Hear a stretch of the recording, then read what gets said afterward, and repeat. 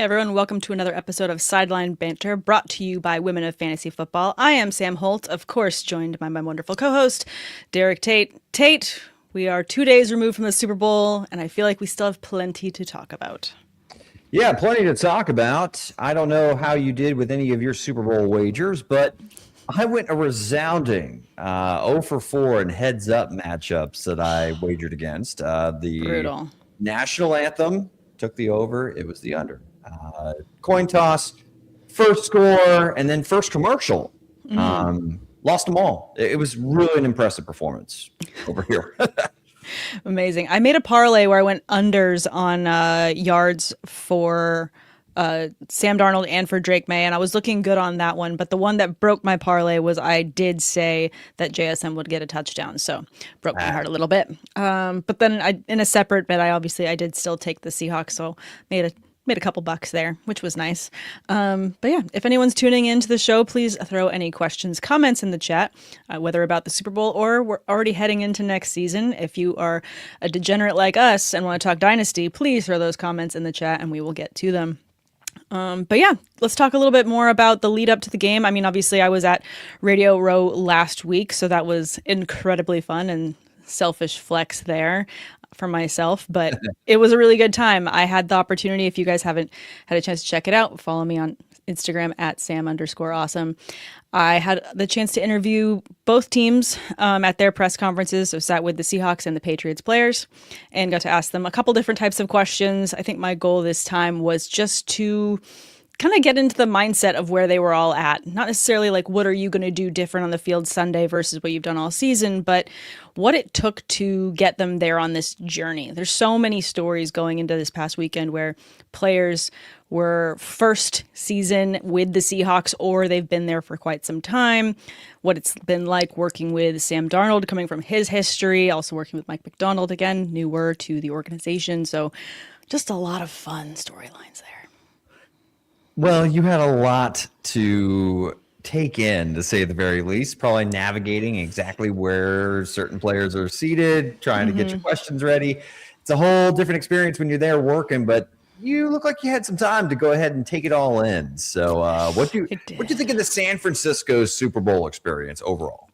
Overall, it was very fun. Everything was done at the Moscone Center, the convention center there in San Francisco. I think the only thing that was really the drawback was they had several events split between Santa Clara and San Francisco. So the bus rides were tough, to say the least. And if you're not familiar, to get anywhere in California when you're in a city, whether it be LA or San Francisco, the traffic going in and out of the city is a giant pain. So that was, I think, the biggest downside. But if at the end of the day, my biggest gripe is traffic and everything else was fantastic, I mean, beggars can't be choosers. It was a very fun trip. Sounds pretty sweet. It's been like 5 years since I covered a Super Bowl, so I'm a little bit jealous. You're on a streak here. You got it going. So yes, but we have fun stuff coming in this off season because you and I are going to head over to the draft in Pittsburgh together. So we'll get to have some fun together doing some content too. Yeah, I'm just gonna have to stomach you wearing Steelers stuff the whole time. So you're gonna fit in. I'm gonna be the outcast. So. You can wear whatever you want. That's what's amazing about the draft. You can wear your Bucs stuff. You can hype up your team, and we can go head to head with our teams. There's nothing wrong with that. These players are just going to be they'll be excited to be there. Everyone knows, if you're the first round pick, Mendoza's probably going to know where he's going and have that Raiders hat ready. But everyone else, it's just going to be exciting to be in the moment. And I'm shamelessly going to be wearing all of my Steelers gear, 100%. Yeah, and one of my goals is to be able to interview Carnell Tate. You've already got a list. A little on brand. Yes. I mean, he's probably the guy that if I got to select 101 a player or a prospect that I would want to try to come down with a foul ball amongst other people, like surrounded. He has like 100% catch radius in not only never dropping a pass, but also like an insane contested catch rate. So I can't wait to talk to some of these prospects that are going to be stepping on an NFL field here in the very near future. We'll have plenty of that draft content as we build up closer to the draft. So make sure you guys like, subscribe, stick around, get those notifications going. Let's talk more about this game, though. I mean, as we were watching both these quarterbacks on the field, duke it out. Obviously, there's been a lot of talk already that this wasn't exactly the most exciting Super Bowl, which, we don't have to bury the lead there. But in terms of what we expected to see from both these quarterbacks, would you say with Sam Darnold, this was what you expected? And would you say with Drake May that it was also what you expected? Or were you overwhelmed by either?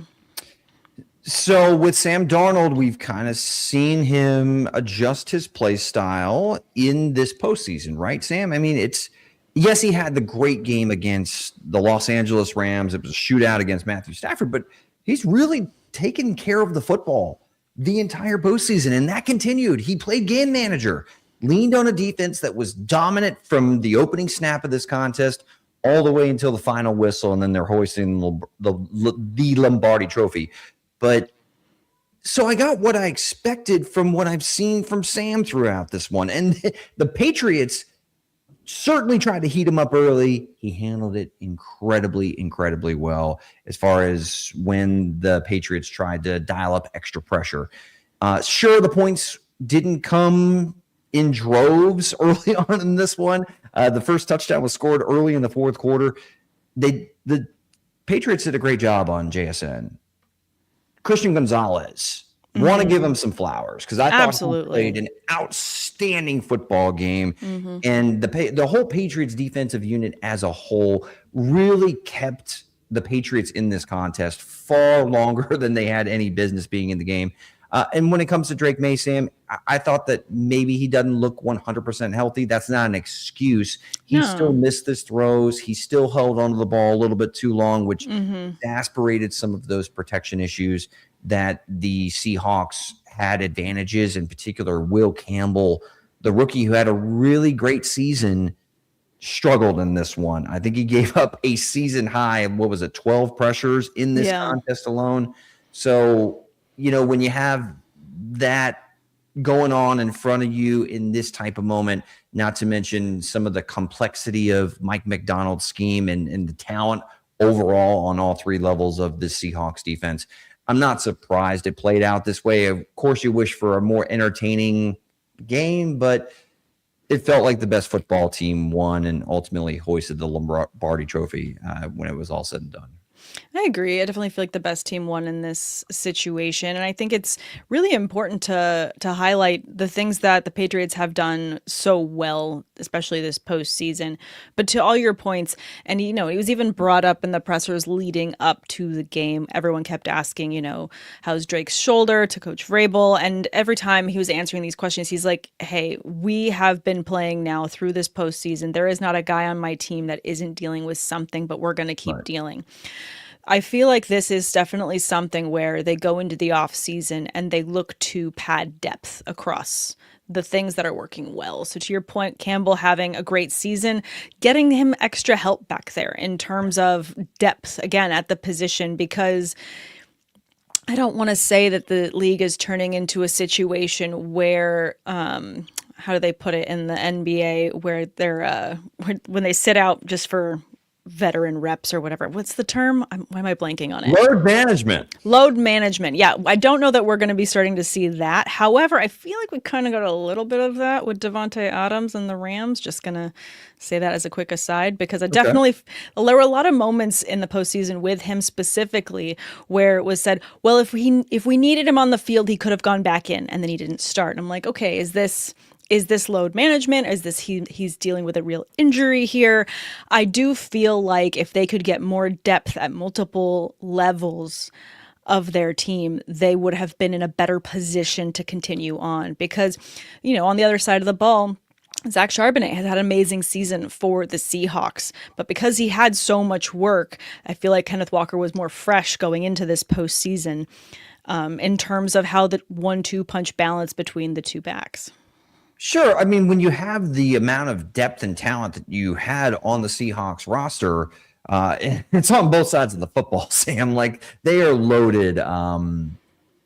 it makes it a little bit easier to sustain injuries. And so even one like Zach Charbonnet, Kenneth Walker has always had the ability to lead and be the bell cow of a rushing attack. And we saw him, I think he just earned himself a pretty big payday, which is he did.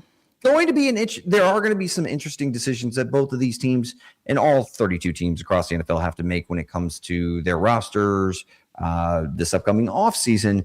But certainly, if you're trying to shine a light on what potentially got exposed in the biggest spotlight the sport has to offer, it definitely looks as if the Patriots need a little bit more talent on the perimeter. Certainly, some of those young players, Kayshon Boutte, could develop into bigger contributors or future stars in the league. But as currently constructed, I do feel like that wide receiver room certainly could use a little bit of retooling if the Patriots want to try to make another run at a Super Bowl appearance in 2026.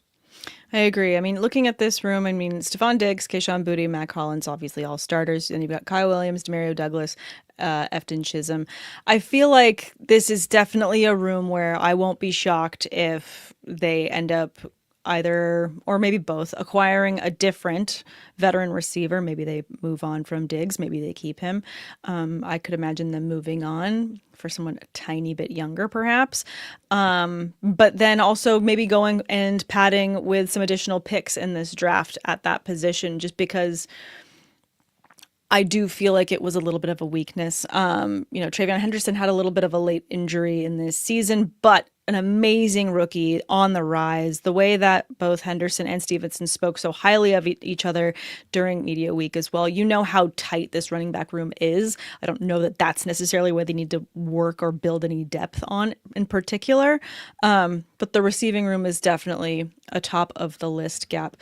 Comment here in the chat from Joe is thoughts on Will Campbell saying he was hurt this whole time. Again, Coach Vrabel said there isn't a single player on his team that wasn't dealing with an injury this season, especially given Will Campbell's position. I'm not shocked by this, but again, adding to the fact that they need to build up this front line. Yeah, certainly injuries, if he was working through something, plays a factor in maybe why his performance was pretty subpar on the biggest stage, and certainly that Seattle front had something to do with it too. Oh, that front was brutal. Yeah, I mean, I honestly thought that Devin Witherspoon could have been the Super Bowl MVP.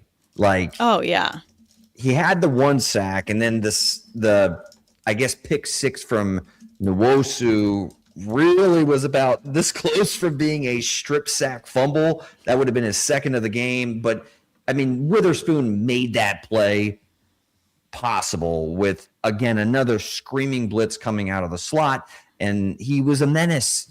Sam, he is a menace outside, whether you want to play him on the perimeter, whether you want to play him in the nickel. That's the thing with the Seattle defense, and that's my biggest takeaway is there are just so many versatile pieces that Mike McDonald can just move around the chessboard as he sees fit based on whoever they're playing.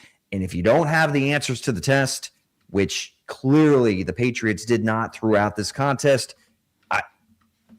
it could be a long day at the office against this unit. Makes grown men cry.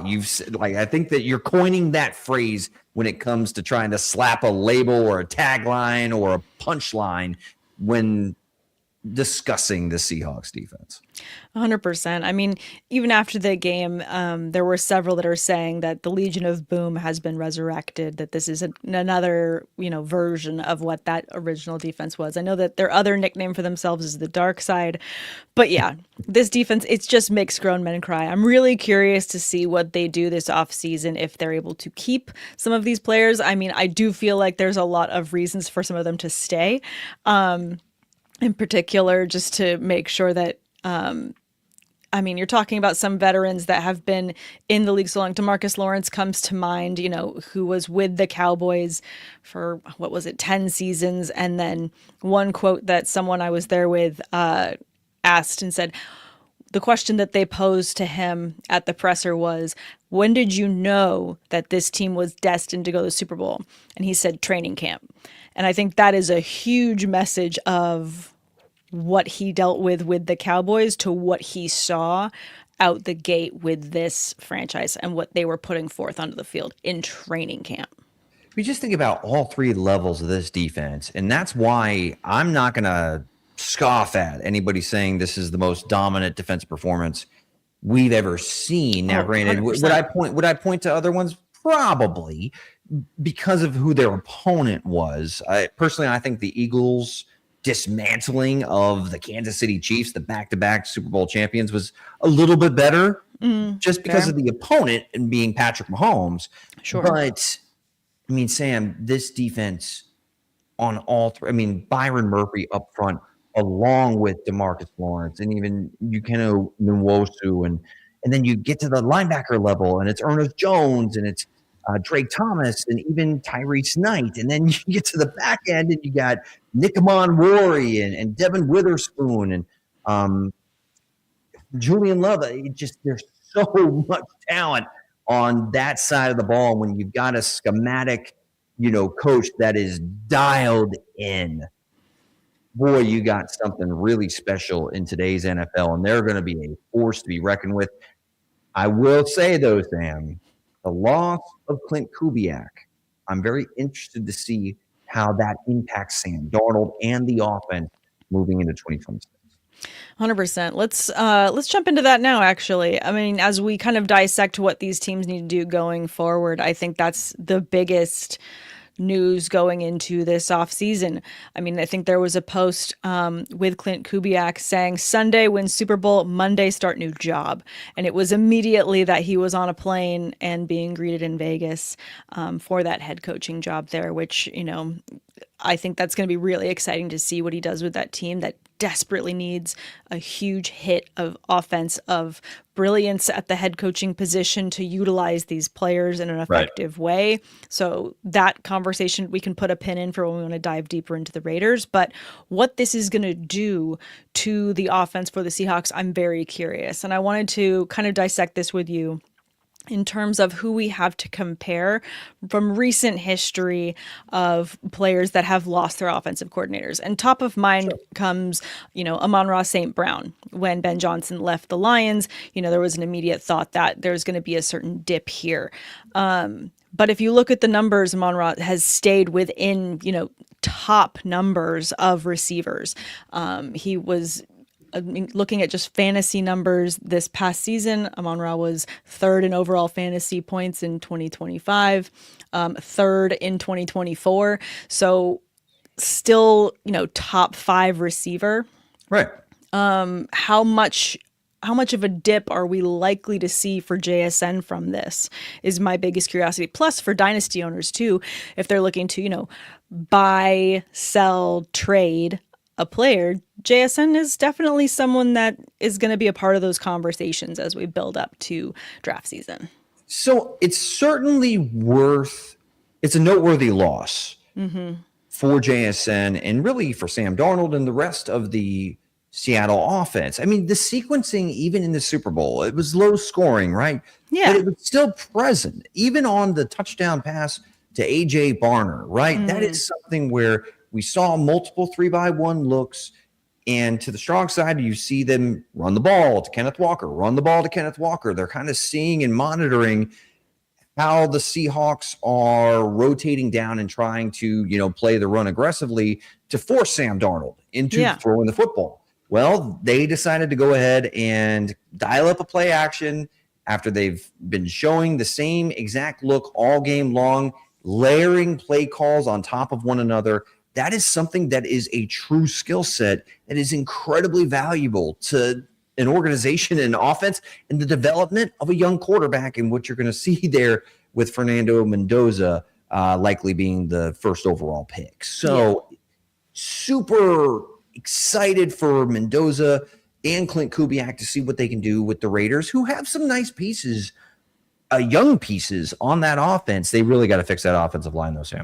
And they really need a number 1 wide receiver. So be a little bit patient with that. But looking back at the Seattle Seahawks and JSN's outlook in particular, Sam, yeah, I mean, it certainly impacted the Detroit Lions and even Amon-Ra St. Brown to a certain extent. Kind of saw a mini breakout year from Jamison Williams once Dan Campbell took over the play calling duties. So yes, it could have an effect, but we still saw some solid numbers from Amon-Ra.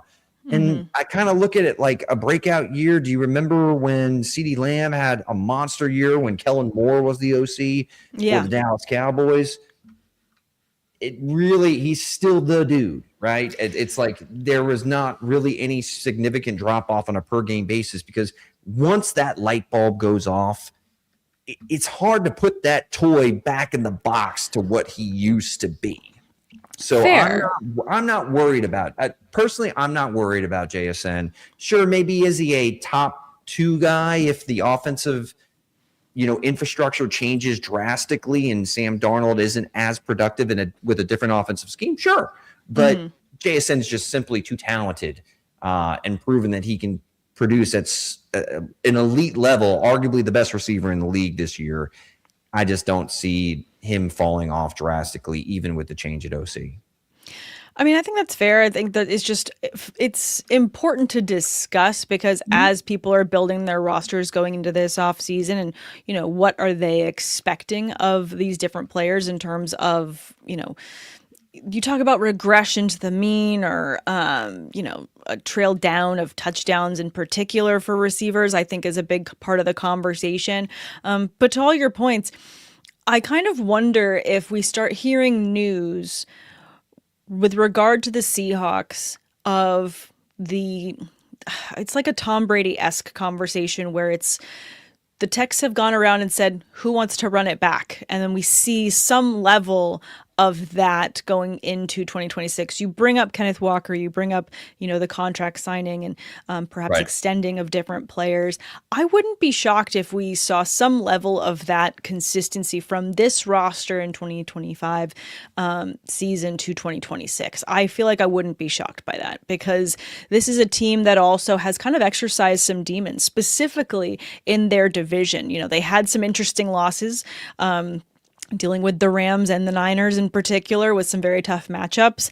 And there were a lot of conversations in media week, particularly about what those losses taught this team. And there were several players that said after particular losses, I think one of them was to the Niners, that was being very specific, was, I knew we would be in this position after that loss. And I think that actually says a lot about the team dynamic and the mindset from the top down, to know that you're watching these adjustments being made live, the accountability in the locker room after you deal with a loss, and knowing what your team and what your group is willing to do to make adjustments. I do feel like I wouldn't be shocked to hear some level of the Seattle Seahawks have decided to run it back going into this season. Now, there's definitely some teams that have seen success with that, and some others that have, seen a certain number of injuries and that kind of hamper them. Your Bucks have been one of those teams, but just saying. Thank you for throwing the Bucks in there, and we'll stay off the topic because they haven't been playing in a long time, so they don't deserve to be talked about right now. I'm still salty. Anyway, so when it comes to JSN, though, particularly because we saw this explosive season, I certainly had my hesitations about his ceiling after all the changes and how he would handle being a number one. He was my biggest miss of, I think, the 2025 fantasy football season. I don't think I had many shares of him. I think I maybe had 1 or 2, but not that many. Definitely a miss for mine as well. So who would you take ahead of him? I mean, even if let's just say it's some, run of the mill offensive coordinator that maybe we're just lukewarm about, let's just go ahead and just go that route. Where do you have JSN ranked at wide receiver right now, and who would you take ahead of him, if anybody? I mean, looking at just the top receivers from this past season, you got Puka Nacua, JSN, Amon-Ra St. Brown, Jamar Chase, George Pickens, Chris Olave, Zay Flowers, Nico Collins, Adams. I mean, I'm just literally going down from top producing fantasy points that are listed in NFL Fantasy. That's where I'm just pulling these stats. Who would I take ahead of JSN? Probably only Puka Nacua. would be the only player I'd still take ahead.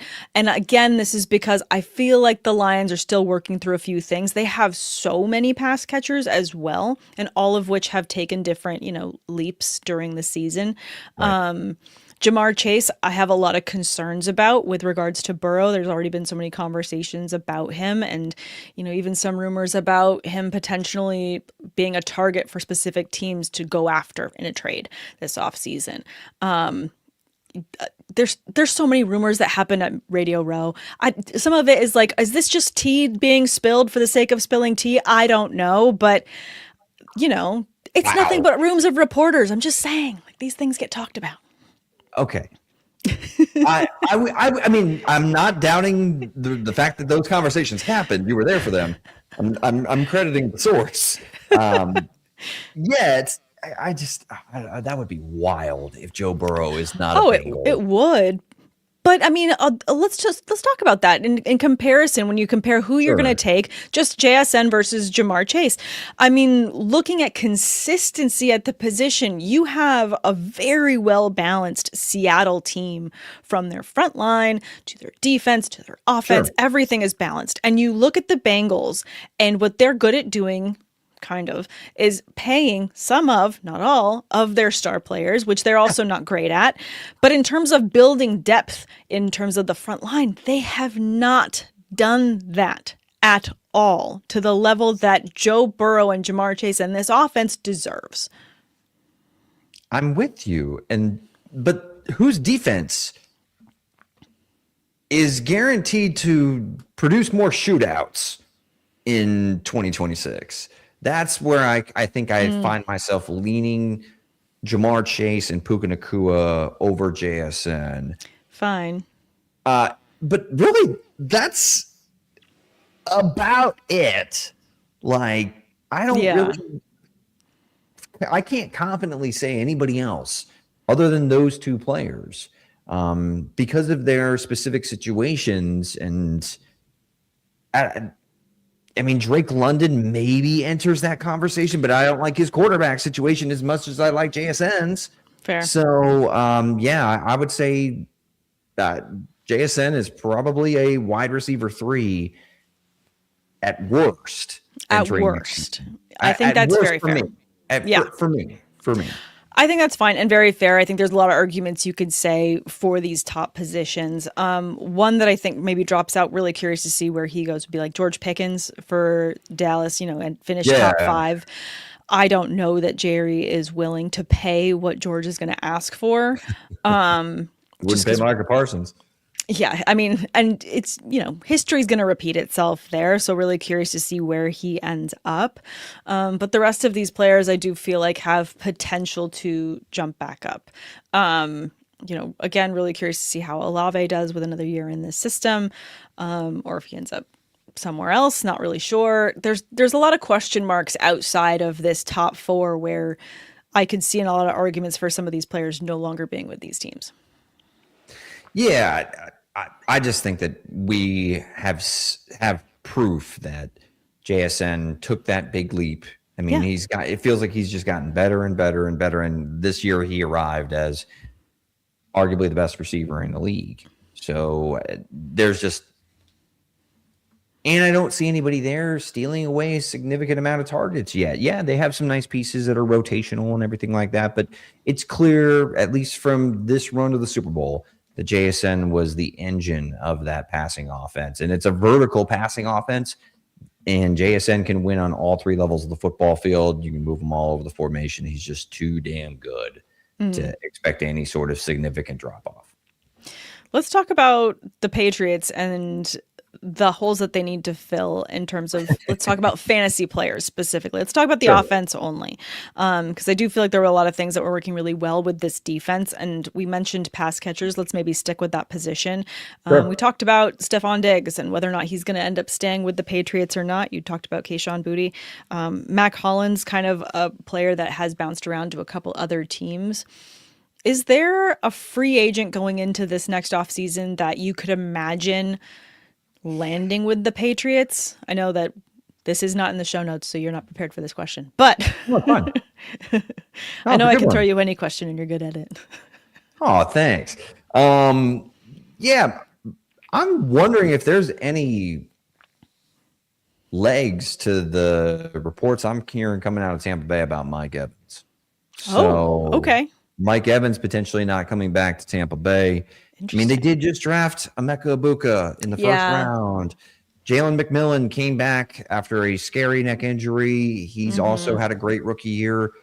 They did just sign Godwin the prior offseason to a multi-year extension. Sure. So Mike Evans is a name that stands out to me because I thought that he still looked like Mike Evans when he was on the football field this year. 100%. He was so close to having another 1,000-yard season just with the rate at which he was going.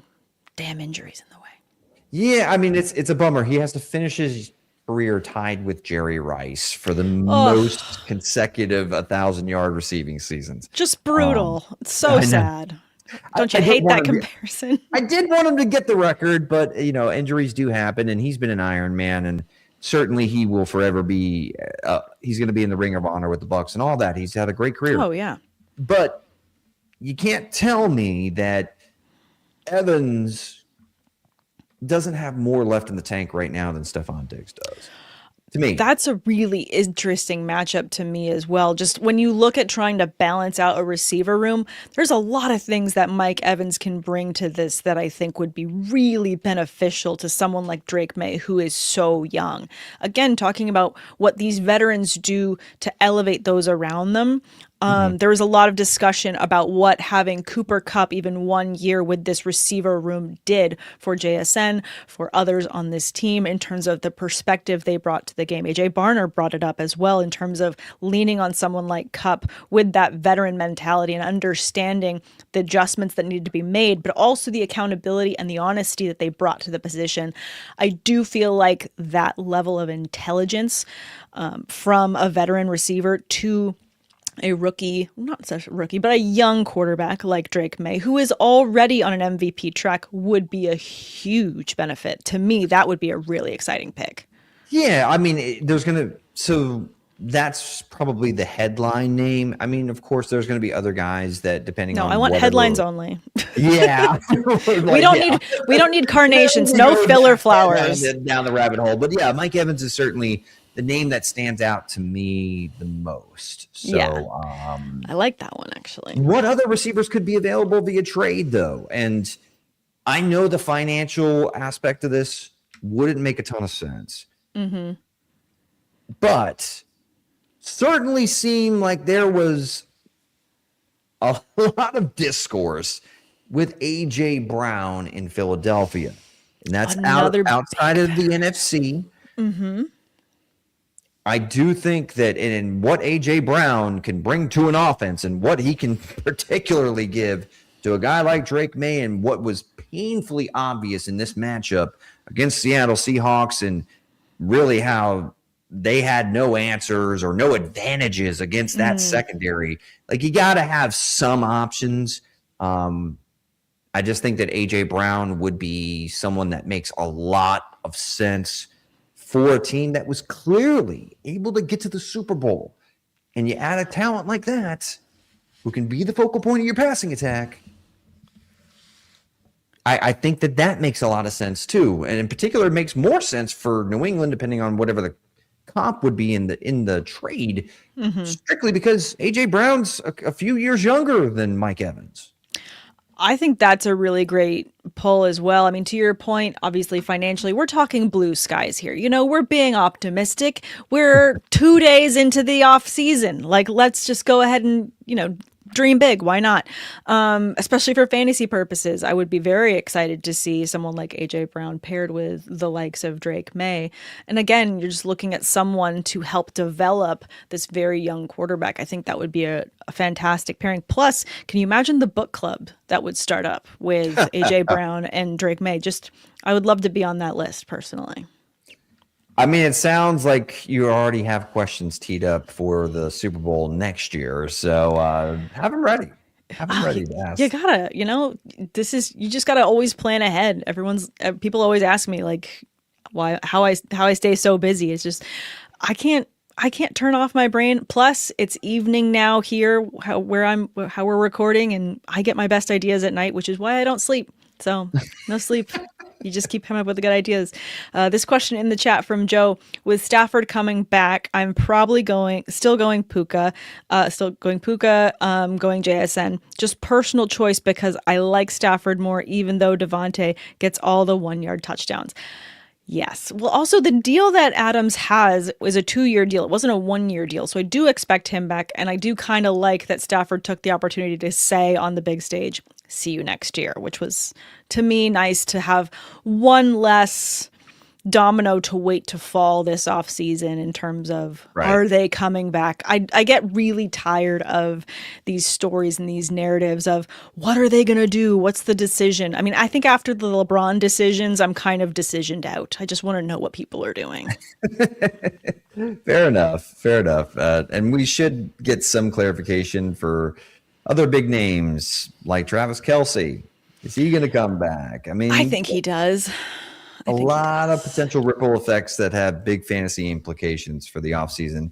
I know we're going to have a lot to talk about, as we always do. And we're going to be talking a lot of draft, which is kind of right up in my wheelhouse, my strike zone. Oh, my gosh. If you guys don't already know what a nerd Tate is about other things, when it comes to scouting players, it's really high up there. The caliber is amazing. And just to throw this in the chat as well as a talking point for us, Scampers, yes, we're going to the draft. We're very excited. Sideline Banter is going to be there. I'm going to design us some merch so we have some jackets or something to wear. So at least we look like a fun little team, Tate. Surprise, surprise. Again, going to the fact that I don't sleep and I love a project. Well, just to let you know, to steal it from Hula 51st Dates, medium husky is my size. So... Sorry for that. Bring me back a t-shirt. You didn't expect me to go that direction, did you? I did not. Bring me back a t-shirt. My size is medium husky. That's amazing. Please don't put that on like front and center. But I mean, if you want to put it in quotes, I'll put it on the inside tag. There's some stuff that I can design that has like copy on the inside tag. I'm going to put medium husky on yours. NFL draft 2026. My size medium husky. Like. That's amazing. Any final thoughts on this game before we wrap it up? We're keeping it kind of light and short considering, first week back in the off season. Tate and I each you've got beer, I've got a wine. So we're keeping it fun, keeping it light. But anything else you want to talk about specifically to the game? Thoughts? Did you see all the content of Kenneth Walker and Sam Darnold riding the teacups at Disneyland? Because that's going to be what I picture going forward of when my guy friends say, oh, yeah, we just met up for like a quick hang and I'm just going to send them that as a gift. Like, is this what you mean by hanging with the boys? Because it was a good time.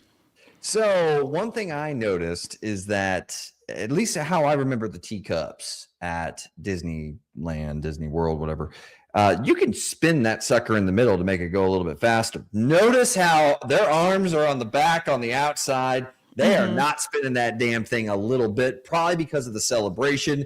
So they did not want to make themselves queasy on the ride. So it was definitely a little bit for the content because you could see some other members of the teams were sitting there with phones facing to them. And so you could tell they're just literally just having a quick hang. So Disneyland is cool. Yeah, it's nice. So we don't have to wait in any lines. Isn't this like a nice fun hang? Yeah. It was just so casual and there was something about it that was such a vibe that I'm like, I want my summer season to be just as chill as Kenneth Walker and Sam Darnold riding the teacups at Disneyland. Yeah, I mean, I plan on taking my little ones to a theme park later this summer. Nice.